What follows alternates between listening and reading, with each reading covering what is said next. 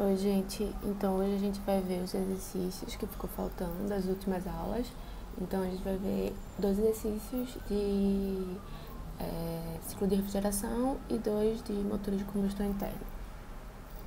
Então, primeiro a gente vai revisar o ciclo de refrigeração. Então, o diagrama muito comum de ser utilizado no ciclo de refrigeração é esse aqui embaixo, né? Então, a gente consegue visualizar onde está o compressor, o condensador, a válvula de expansão e o evaporador. Tá? Então, geralmente a gente trabalha com essas linhas. Então, por exemplo, primeiro fica entre a entrada, né, do compressor, o segundo ponto fica a saída do compressor ou a entrada do condensador, o terceiro ponto, saída do condensador ou a entrada da válvula de expansão, e o quarto ponto, a saída da válvula de expansão ou a entrada do evaporador, certo? E aí, essas linhas, quando a gente for vendo diagramas de linhas de vapor e líquido saturado, a gente vai ver que são isotérmicas, isoentrópicas de volume constante, ou adiabáticas, tá? Então, primeiro, as linhas 1 e 2, a gente tem uma compressão isoentrópica, ou seja, entropia constante. Entre o ponto 2 e 3, de 2 a x, a gente tem um esfriamento isobárico, e de x a 3 a gente tem a condensação isobárica e isotérmica. Então, isobárica a pressão constante, isotérmica a temperatura constante, e do ponto 3 a 4 a gente tem a expansão adiabática ou isoentrópica. Então, a gente tem aqui a adiabática, significa que não tem a troca de calor entre o ponto 3 e 4. E 4 e 1 a gente tem uma evaporação isobárica e isotérmica. Então, aqui a gente tem exatamente esse gráfico, onde a gente tem o ponto 1 e 2 é compressão, então é o compressor. Entre o ponto 2 e 3 a gente tem a condensação. Entre o ponto 3 e 4 a gente tem a expansão na válvula de expansão. E entre 4 e 5 a gente tem a evaporação do evaporador, certo? E aí a gente tem aqui mostrando, né, que entre o ponto 3 e 2 pressão constante, 4 e 1 pressão constante, 3 e 4 entropia constante, certo? Então vai variando as coisas. E aí a primeira coisa que a gente vê é a vazão mássica do refrigerante. Então, a vazão mássica é basicamente a capacidade de refrigeração sobre o efeito de refrigeração. Então, quanto de massa eu tenho de um refrigerante sobre os segundos, ou seja, o quanto eu consigo transportar o peso nesse tempo, certo? A vazão volumétrica já é a relação da vazão mássica com a velocidade, o volume, específico. Então, a gente tem m ponto vezes v, então a gente vai ter metros ao quadrado, não, metros cúbicos por segundo. Então, metro cúbico é volume por tempo, tá? Então, a gente tem o trabalho de compressão que acontece no compressador. Então, a gente tem a variação da entropia entre ponto 1 e 2. Então, a gente tem o trabalho do compressor em relação à entropia do ponto 1, do ponto 2, menos a entropia do ponto 1. Já a potência de compressão, a gente trabalha com essas mesmas entropias, entropia 2 menos entropia 1, só que a gente multiplica pela vazão mássica, certo? Então, a gente vai ter em quilowatts, então a gente vai ter potência. A taxa de rejeição de calor que acontece no condensador, a gente vai ter a variação entre a entropia do ponto 3 menos a entropia do ponto 2, e aí a gente tem esse calor que sai do condensado, certo? Então, o calor rejeitado é essa mesma variação de entropia do ponto 3 menos o ponto 2 vezes a vazão mássica, então a gente tem em quilowatts.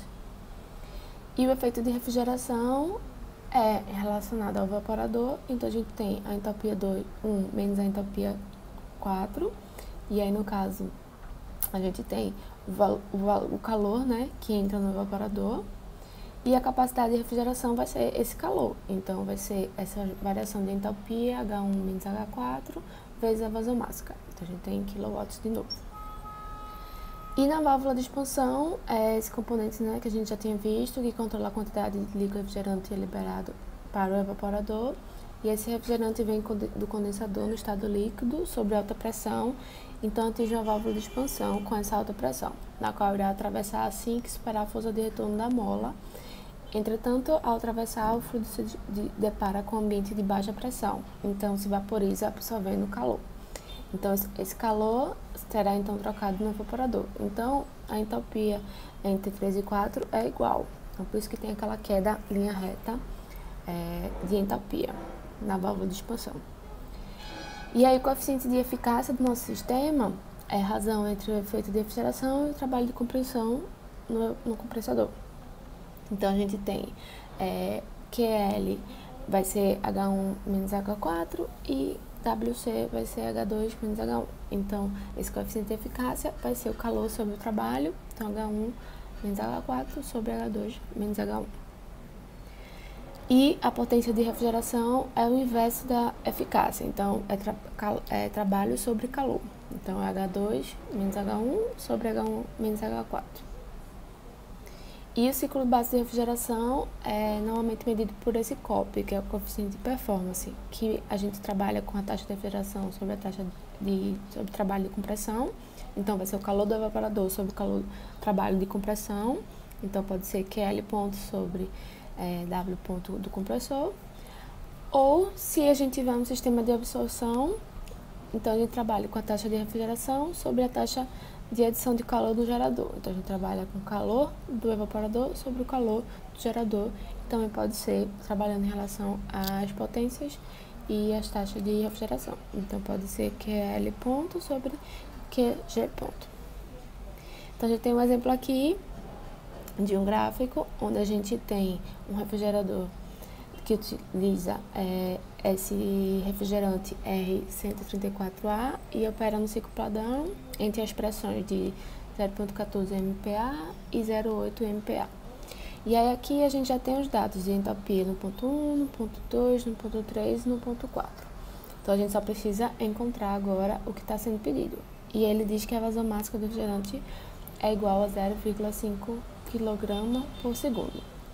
Então, a capacidade de refrigeração, potência fornecida ao compressor, o calor ou taxa ajeitada ao ambiente externo e o copo do sistema.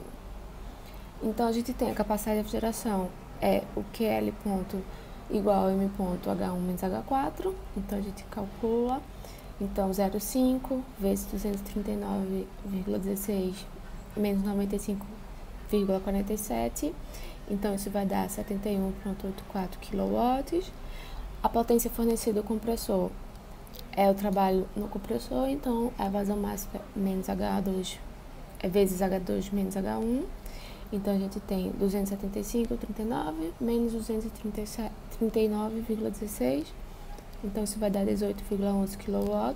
Então a gente tem a capacidade de refrigeração de 71,84 e a potência do compressor 18,11 kW. A taxa de calor rejeitada ao ambiente externo, então então presta atenção que a taxa não é o Q ponto, certo? Então é Q só. Então é H3 menos H2 kJ por quilograma. Então a gente tem menos 179,92 kJ por quilograma. Só que isso não existe menos, né? Então, a gente já viu que quando tem menos é porque uma coisa está sendo retirada do ambiente. Então, significa que o calor rejeitado é 179,92 kJ por quilograma. O copo do sistema, a gente já trabalha com os pontos, Q ponto, W ponto. Então, vai ser o QL, que a gente já viu, que é a capacidade de refrigeração, e o W do compressor, que é a potência do compressor. Então, 71,84 sobre 18,11. Então, dá 3,97 ou 4. Então, o copo do sistema é 4, tá? E não tem unidade. Então, a gente trabalha agora um segundo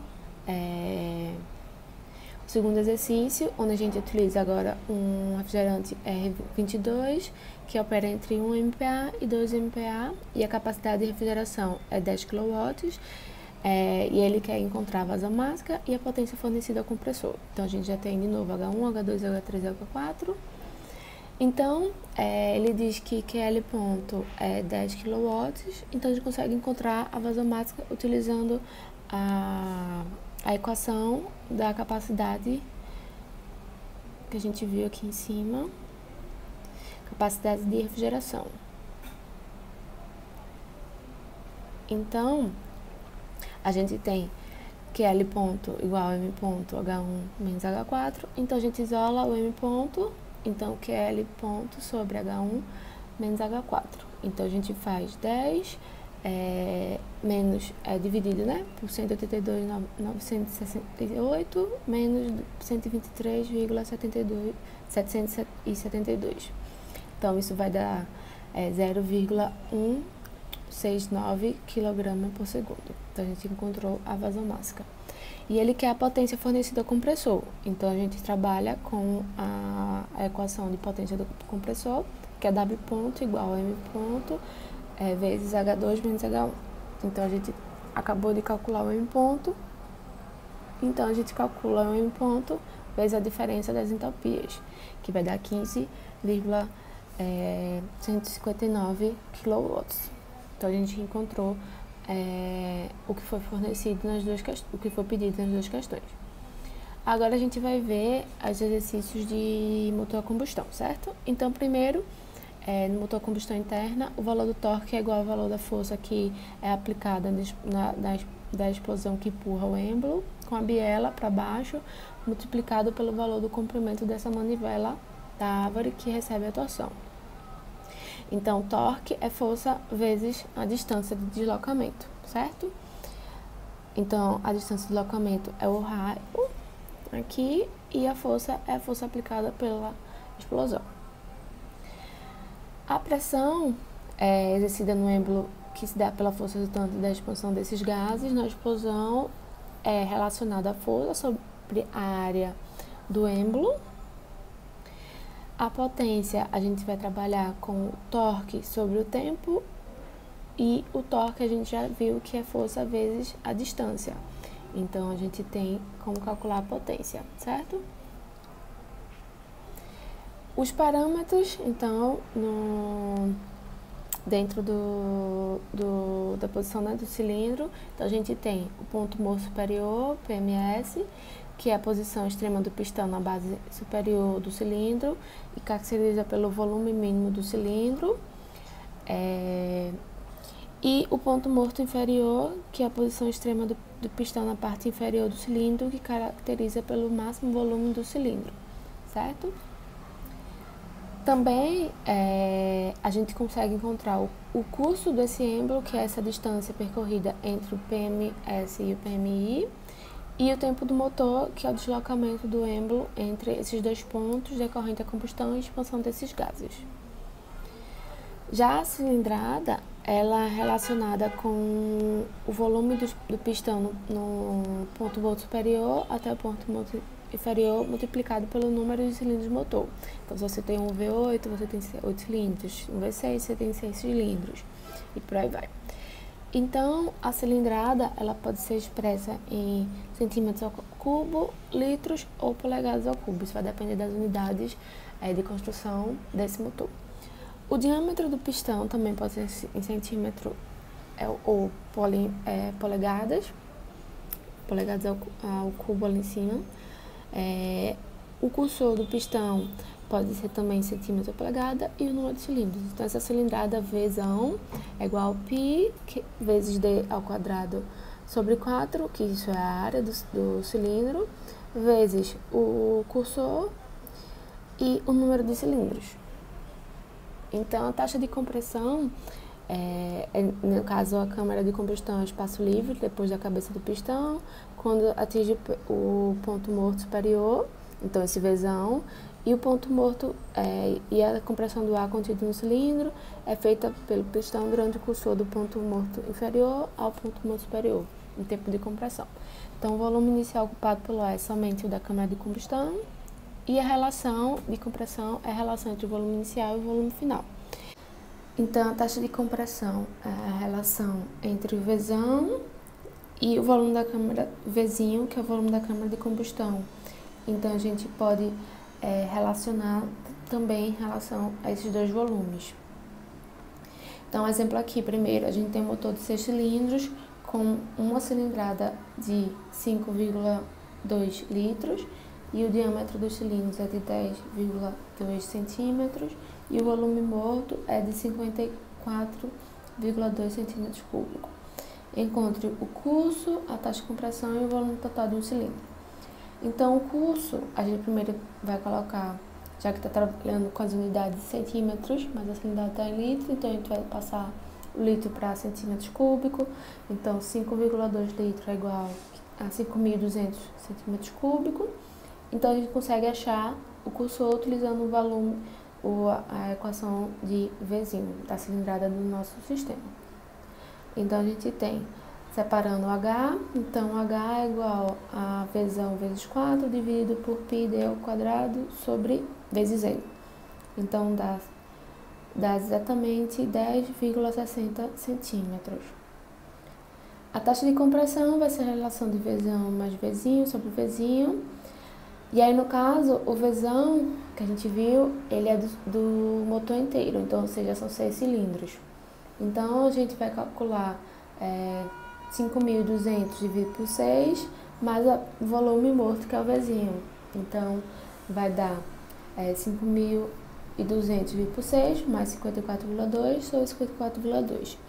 Então, isso vai dar 16,99, então aproximadamente 17 para 1. Então, essa taxa de compressão do motor é 17. O volume total do cilindro vai ser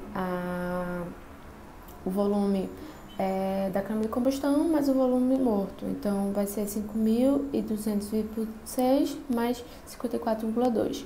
Então, nosso volume total vai ser 920,87 centímetros cúbicos. Agora a gente tem um outro, onde a gente tem um V8, então já tem 8 cilindros, com um curso de 3 polegadas e um diâmetro de 3 polegadas para cada pistão. E o volume da câmara de combustão é de 69 centímetros cúbicos. Então, a gente já trabalhando com polegadas e centímetros cúbicos. Então, a gente vai calcular a cilindrada do motor e a taxa de compressão. Então, a cilindrada do motor, a gente já viu como é que faz. Então, o Vzão, então é πd ao quadrado vezes H vezes N. Então, como D e H estão em polegadas, então a gente vai encontrar a cilindrada do motor em polegadas. Então, vai ser 301,59 cilindradas ou polegadas ao cubo, certo? A taxa de compressão vai ser o valor do Vzão mais Vzinho sobre Vzinho. Então, a gente tem o Vzão, que a gente acabou de encontrar, que é para 8 cilindros. A gente vai dividir esse 301,59 por 8, para a gente ter a cilindrada por cilindro. Só que o Vzinho está em 69 centímetros cúbicos. Então, a gente precisa passar para polegadas cúbicas. Então, vai dar 4,2 polegadas cúbicas. Então, a gente tem 37,7 mais 4,2 dividido por 4,2.